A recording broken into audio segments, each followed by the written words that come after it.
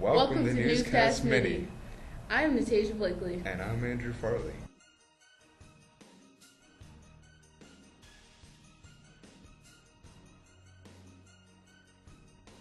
Good morning. Welcome to Newscast Mini US.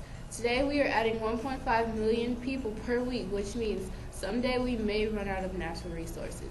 It's no longer a question that maintaining our standard of living may become very difficult. Some of us on this planet is losing a basic ecological infrastructure. Places and communities may become increasingly crowded.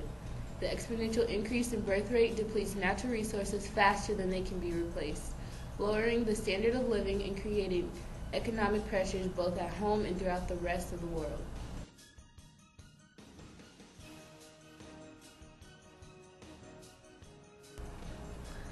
As of January 1st, 2013, the United States has a total residence population of 316,823,000, making it the third most populous country in the world. It is very urbanized, with 82% residing in cities and suburbs. As of 2008, the worldwide urban rate is 50.5%. Much of the country is nearly uninhabited. California and Texas are the most populous states, as the mean center of U.S. population has consistently shifted westward and southward. New York City is the most populous city in the United States.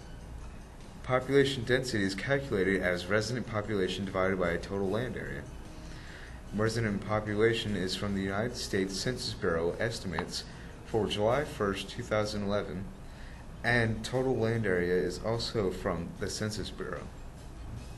The population density of the United States is relatively low compared to many other developed countries due to its size and colonial history.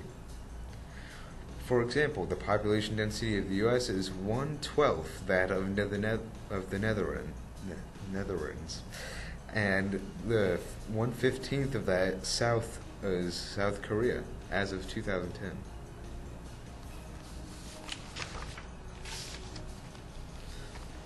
In 2009, Time magazine reported that 40% of births were to unmarried women.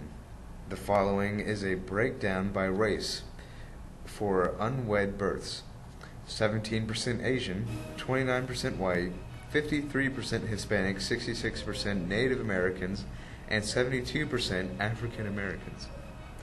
The drop in birth rate from 2007 to 2009 is believed to be associated with the late 2000 recession.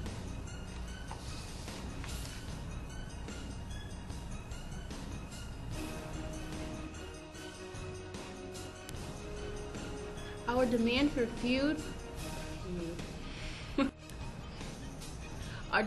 food, fuel, building materials, and useless junk is depleting irreplaceable natural resources. Transformation of the planet is called the sixth great wave extinction in the history of life on Earth. Some countries are experiencing malnourished. Oh my God. Some countries are experiencing malnourished people, causing them to die or spread diseases. Also, other people migrate to other countries for better or more efficient career opportunities. America's immigration system is broken. Too many employers game the system by hiring undocumented workers, and there are 11 million people living in the shadows. Neither is good for the economy or the country.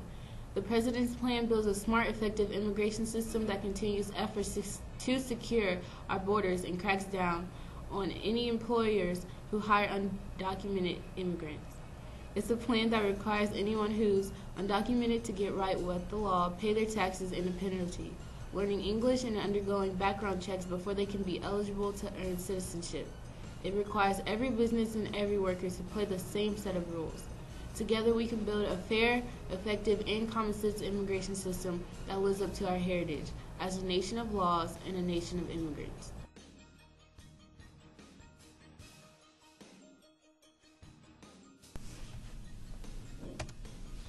In an effort to maintain economic stability, the Chinese government enacted the one-child family policy, limiting urban couples to one child per family and in rural couples to 2 children per family, but only if the first child is a girl or one of the parents is the only child from their family. After 25 years of enforcing such a policy, But in a culture where males are heavily preferred over females, the results are staggering and have various ramifications.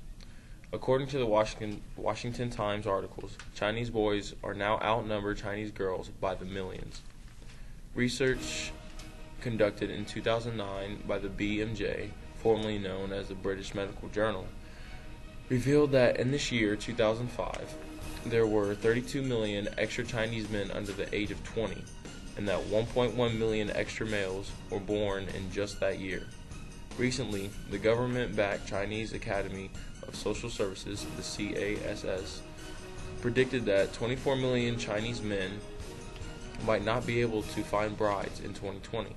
However, previous estimates put that number in the 30 million to 50 million range.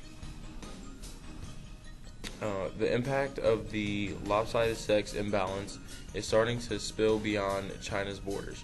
The New England Journal of the Medicine reports that many other Asian countries with declining fertility rates and a traditional preference for males are also seeing sex ratio imbalances.